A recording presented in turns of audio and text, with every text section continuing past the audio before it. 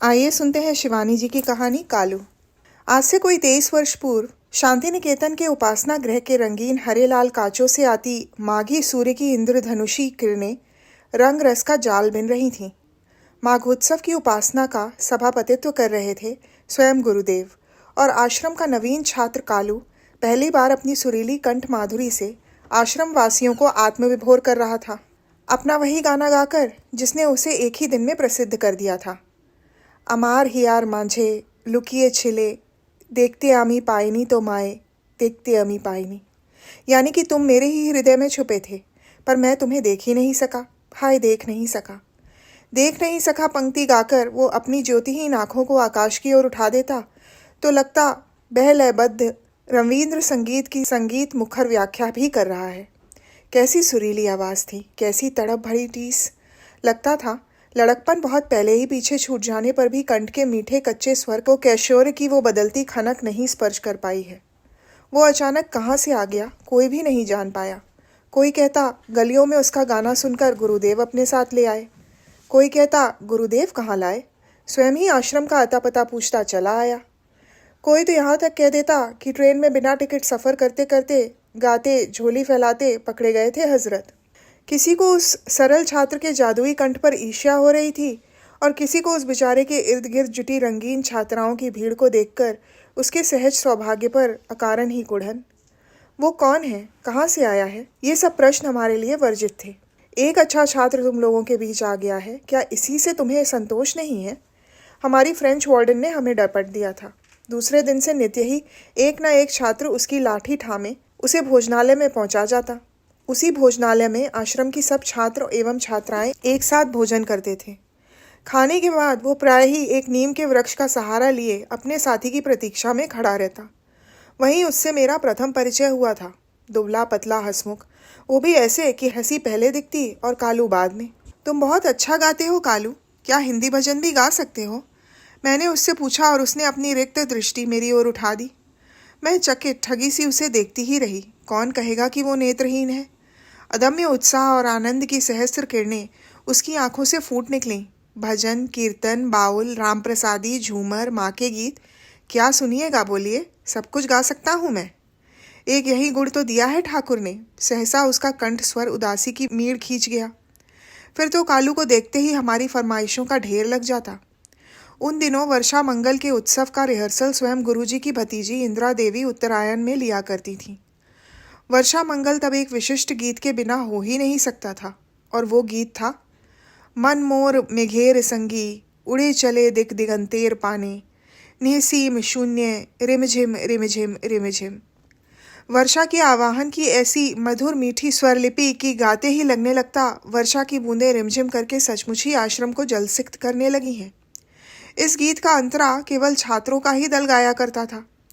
तार सप्तक में जहाँ कुंड मुंडा रेड्डी के भीम बांसल कंठ की गर्जना गूंजती थी, वहीं कालू हमारे दल में अपनी मिश्री घुले कंठ की मिठास घोलकर रख देता। क्योंकि वो चौथे काले के स्वर में गाया करता था, जिसमें प्रायः लड़कियां गाया करती हैं, उसे हमारी ही पंक्ति में बैठना पड़ता था। न जाने किस अमानवीय घ्राण शक्ति से मुझे सूंघता वो ठीक मेरे ही पास आकर बैठ जाता। मैं उसकी तीक्ष्ण बुद्धि, संगीत स्वरों की अनोखी पकड़ एवं स्मरण शक्ति को देखकर आश्चर्य से दंग रह जाती। हमें रवींद्र संगीत की स्वरलिपि को कई बार प्रयास कर सीखना पड़ता। इस पर इंदिरा देवी की संगीत शिक्षा किसी साधारण गुरु की संगीत शिक्षा नहीं थी। एक एक मुर्की कंपन को सुनार किसी तुला में तौल तौल कर हमारे कंठ में उतारती। नील अंजन घन पुंज छायाए जैसी कठिन वर्णाक्षरी बार बार कॉपी में देखकर कंठ में खींचनी पड़ती। वहीं पर वो जन्मांध दुबला पतला अपड़ किशोर कविता और स्वर लिपि दोनों को दांतों तले पकड़कर ऐसे उठा लेता जैसे करतल पर धड़ा बड़ा सा कंकड़ हो। एक बात और भी थी, हम लड़कियों को कंठ स्वर, बंगला में जिसके लिए एक बोलता सा शब्द है मेयली गला, के बीच भी वो अपने अनोखे कंठ स्वर का व्यक्तित्व एकदम अछूता रखता था। और कभी कभी तो छात्रों के पुरुष तार स्वरों के बीच किसी दक्ष कथाकार की सी ट्रिक एंडिंग का सा आनंद दे उठता अपने मीठे कंठ के दुगुन से। ऐसा मैंने एक बार ढाका के कव्वालों को करते सुना है। वो कहता, वो एक छोटे से बालक को अपने साथ दुगनी लय में गाने दिया करते थे और सुनने में अनोखा आनंद आ जाता था। कालू को विधाता ने आंखें नहीं दी थी, किंतु उसकी जिस दिव्य दृष्टि का आभास मुझे एक दिन मिला, उसे देखकर मैं दंग रह गई। क्या सभी नेत्रहीनों का ऐसा तीसरा अदृश्य नेत्र विधाता स्वयं अपने हाथों से ही खोल देता होगा? आश्रम के किसी उत्सव की भीड़ से मैं तेजी से निकलकर श्री भवन की ओर जा रही थी। सहसा कालू पर दृष्टि पड़ गई। एक नीम के पेड़ का सहारा लिए, हाथ में लाठी थामे, वो चुपचाप अपनी पुतलीहीन आंखों से टुकुर टुकुर देख रहा था। मैंने सोचा, एक तो छात्रावास के नियमानुसार पहुंचने में मुझे वैसे ही देर हो रही है, कालू से बातों में उलझी पड़ी रही तो उसकी लाठी थामकर शायद कला भवन तक भी पहुंचाना पड़ेगा। स्पष्ट ही था कि उसकी लाठी थामने वाला उसे धोखा दे गया है। बिना एक शब्द बोले मैं सर से चुपचाप उसके पास से गुजरी ही थी कि वो हंसा। वाह, खूब ठक्कर भाग रही थी गौरादी। पता नहीं नील माधव कहाँ रह गया। कह गया था नींद तले खड़े रहना, तब से खड़ा हो। अभी न जाने क्या पैर के ऊपर से सर से निकल गया। सोचा कहीं गोखरू मुशाए ना हो। वो जोर से हंसा और मैं लज्जा से गड़ गई। कितनी स्वार्थी थी मैं। एक अंधे विवश सखा की लाठी थामने में मुझे पहले अपना ही स्वार्थ सूझा। आश्रम के गोखरू और केवटे सर्प महिमा को भला कौन नहीं जानता। मैं उससे पूछना चाह रही थी, कालू, तुमने मुझे कैसे पहचान लिया? कौन सी ऐसी शक्ति है तुम्हारे पास? पर मैं कुछ पूछ नहीं सकी। एक बार पहले कुछ ऐसी ही मूर्खता कर बैठी थी। अच्छा बताओ तो कालू, मैं कैसी हूँ? लंबी या नाटी, गोरी या काली? मैंने उससे एक दिन हंसी हंसी में ही पूछ लिया था। तुम लंबी हो, गोरी हो, और जहाँ तक मैं सोचता हूँ तुम्हारी आंखें भूरी हैं। उसने किसी दार्शनिक किसी गंभीरता से कहा तो मैं जोर से हंस पड़ी थी। ओह, किसी ने बतला दिया होगा, मैंने कहा तो वो उदास हो गया। ईश्वर की कसम खाकर कहता हूँ, मुझे किसी ने नहीं बतलाया। मैं सबको देख सकता हूँ। उसने ऐसे स्वर में कहा कि मैं अचकचाकर उसकी पतलियों को गौर से देखने लगी। नहीं, विधाता ने उसके दुर्भाग्य के अंधकारपूर्ण दुर्गम दुर्ग में आलोक की एक क्षीण किरण भी नहीं रहने दी थी। वो पूर्ण रूप से नेत्रहीन था। मैं उसकी लाठी थामे उसे लिए जा रही थी और वो कहता जा रहा था, मैंने नीला आकाश देखा है, हरे शाल वृक्ष देखे हैं, आश्रम की शाल वीथिका देखी है, बोलपुर स्टेशन का धुआं छोड़ता कलमुहा इंजन देखा है। वो कहता जा रहा था कि उसका बिछड़ा साथी अचानक मिल गया। उसे कालू की लाठी थमाकर मैं जाने लगी तो उसने फिर हाँक लगाई। सुनती हो गौरादी, सब झूठ है, एकदम झूठ है। मैंने कुछ नहीं देखा है, न नीला आकाश, न पेड़, न इंजन। उसका उदासी में डूबता स्वर उसकी लाठी की ठक-ठक के साथ विलीन हो गया। कालू का रंग बेहद काला था। शायद इसी से उसका नाम भी कालू रख दिया गया था। रंग काला होने पर भी उसके नैन नक्श तीखे थे और उसकी सदाबहार हंसी सबको मोह लेती थी। आश्रम की छात्राओं की उस पर विशेष कृपा थी। एक तो उसके मधुर कंठ का आकर्षण अद्भुत था, उस पर उसके नेत्रहीन के ऐश्वर्य की विवशता छात्राओं को द्रवित कर मुग्ध कर देती। अन्य छात्र कभी कभी उसे व्यंग्य बाणों से छेद देते तो वो उदास हो जाता। जानती हो फला छात्र क्या कह रहा था? कहता था, ओ हे कृष्ण काला, तुम्हारी तो 5 उंगलियां घी में हैं। यहाँ आंखें रहते भी कोई नहीं पूछता, और एक तुम हो कि जब देखो तब से एक सुंदर उर्वशी तुम्हारी लाठी थामने चली आ रही है। कैसे नीच होते हैं कुछ लोग। हटाओ भी कालू, मैं कहती, ज़रा सुना तो दो अतुल प्रसाद का वो नया गीत जो तुम इस बार सीख लाए हो। नए गीत का प्रसंग छिड़ते ही वो सब वेदना भूल भाल कर रह जाता और किसी बच्ची किसी अलमस्ती से लाठी को ठक ठक बजाता, गाने लगता। यदि अमार दीवार आती, केटे जाबे बिना साथी, सबे केनो बंधुर लागी, मिछे पथ पाने चावा, कत गान तो होलो गावा, आर मिछे केनो गावा।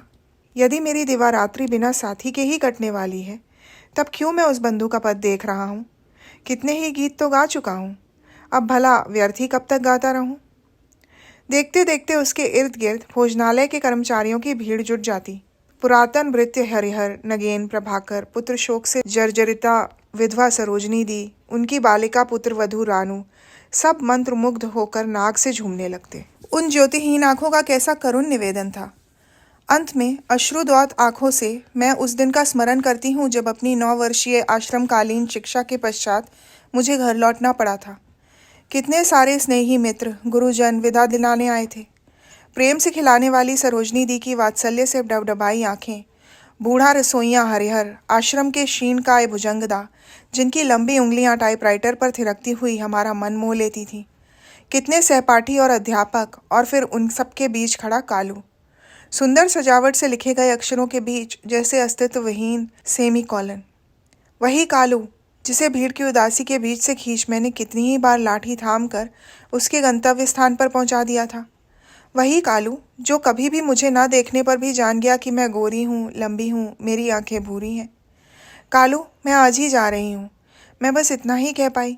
जानता हूँ, वो गंभीर स्वर में बोला। हद है, ये कालू भला ये कैसे जाना? कलकत्ते में जापानी जहाज ने बम गिरा दिया था और घंटे ही भर की हड़बौंग में हम यूपी की छात्राओं को घर चले जाने का आदेश मिला था। क्यों, तुमसे किसने कहा? मैंने पूछा। इसने, उसने हंसकर अपनी लाठी ठकठका दी। अच्छा कालू, ईश्वर ने चाहा तो पौषोत्सव में फिर मिलेंगे। मैंने उसके दोनों हाथ अपने हाथों में थामकर विदा ली। प्रत्येक वर्ष आश्रम के पौष के मेले में प्राक्तन छात्र छात्राओं का मेला जुटता था। मैं उसी मेले में मिलने का उसे व्यर्थ आश्वासन दे रही थी। नहीं, अब उतनी दूर से तुम क्या आ पाओगी? कोई बात नहीं, पौष के मेले में न सही, परलोक के मेले में तो मिलना होगा ही गौरा दी। वो हंसा, पर मुझे लगा उसकी अश्रुसिक्त हंसी एक लंबी सिसकी बनकर खो गई है। समय हो गया था। मैं बस में बैठ गई। कालू उसी नीम के तने से सटा बस मेरी ओर खड़ा देख रहा था जहाँ मैं उससे पहली बार मिली थी। कुछ वर्ष पूर्व आश्रम के ही प्राक्तन छात्र ने बताया कि कालू नहीं रहा। क्या हुआ था, मैं कुछ पूछ नहीं सकी। ठीक ही कहा था उसने। 7वीं पौष के मेले में भी मैं उससे कभी नहीं मिल पाई, पर परलोक के जिस विराट मेले में उसने मुझसे मिलने का वादा किया था, मैं जानती हूँ वो उसे कभी नहीं भूलेगा। वहाँ कितनी ही भीड़ क्यों ना हो, वो मुझे ढूंढ ही लेगा। उस दुबले पतले नेत्रहीन किशोर को मैं ठग कर भागना भी चाहूँगी तो वो हंसकर कहेगा, वाह गौरा दी, खूब ठग कर भाग रही थी ना। मैं सबकी देख सकता हूँ। तुम गोरी हो, लंबी हो, तुम्हारी आंखें भूरी हैं, है ना गौरा दी? फिर मैं कैसी ही हृदयहीना क्यों ना हूँ, उसकी लाठी थामे बिना क्या रह पाऊँगी? तो ये थी शिवानी जी की कहानी कालू। सुनने के लिए धन्यवाद।